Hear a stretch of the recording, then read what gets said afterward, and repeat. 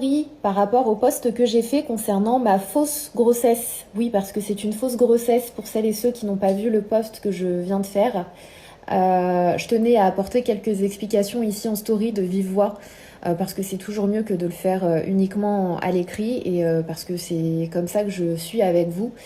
Déjà, petite parenthèse, je tenais à remercier, mais aussi à m'excuser auprès des personnes qui voilà, m'ont félicité avec leur cœur.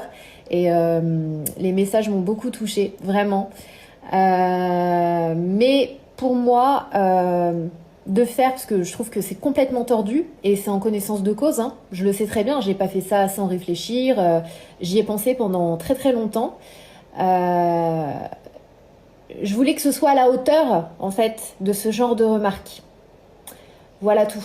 Je voulais pas poster un message, tout, que ce soit un petit truc vite fait qui passe inaperçu, etc. Je voulais vraiment faire quelque chose qui marque. Et c'est choquant, hein. Et ben, moi, ça me choque tout autant, en fait, d'avoir ce genre de remarques à mon égard, mais de le lire un peu partout sous les autres photos d'autres filles, dans mon entourage, mes abonnés, etc. Ça me choque tout autant.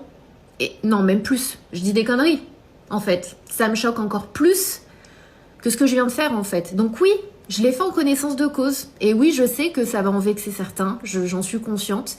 Et vous doutez bien que le message qui est derrière, enfin j'ose espérer que vous comprenez que le message qui est derrière est beaucoup plus important, du coup, parce qu'à un moment donné, il faut arrêter.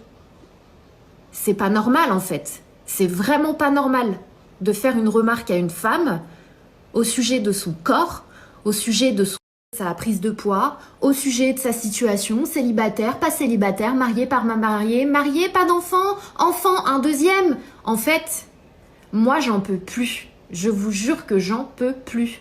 Ce genre de remarques, questions, etc. Je sais pas à quel moment c'est devenu normal chez les gens, mais je vous le dis, c'est pas normal et vous ne pouvez pas savoir ce que traverse la personne à qui vous vous adressez. Bien sûr, je m'adresse pas à toutes les personnes qui le font pas.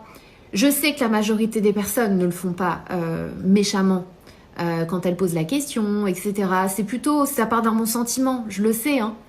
Mais ça se fait pas en fait. Ça ne se fait pas. Vraiment, ça se fait pas. Il faut arrêter de faire ça. Je comprends pas. Je comprends pas comment on en est encore là en 2023, qu'on pose toujours ce genre de questions, qu'on fasse une remarque sur le ventre d'une nana, quoi. J'anticipe. Je réponds à toutes les personnes qui vont se sentir offusquées, choquées. Sachez que moi, ça me choque encore plus. Voilà, de voir ça, de voir que sa nana enceinte, c'est une top trend. Normal. Ah, et attention, hein, je parle du sujet parce que moi, je le vis personnellement. Mais vous vous doutez bien que je suis pas la seule. Enfin, et en tant que femme, j'espère que vous comprenez là où je veux en venir et à quel point En fait, ça se fait pas. En fait, ça se fait pas du tout de poser ces questions-là. Vraiment, faut arrêter. Ça y est, c'est bon. Les gens, ils sont dans la cancel culture H24 tous les jours pour des trucs, voilà. Là, pour moi, c'est un sujet sérieux. Donc oui, je l'aborde, et je l'aborde à ma manière, comme je le peux, pour essayer de faire comprendre que ce n'est pas normal. C'est pas normal. Et le corps des femmes tranquilles. En fait, laissez les femmes tranquilles tout court. Et en fait, entre femmes, laissons-nous tranquilles aussi. Ça, c'est pas mal aussi.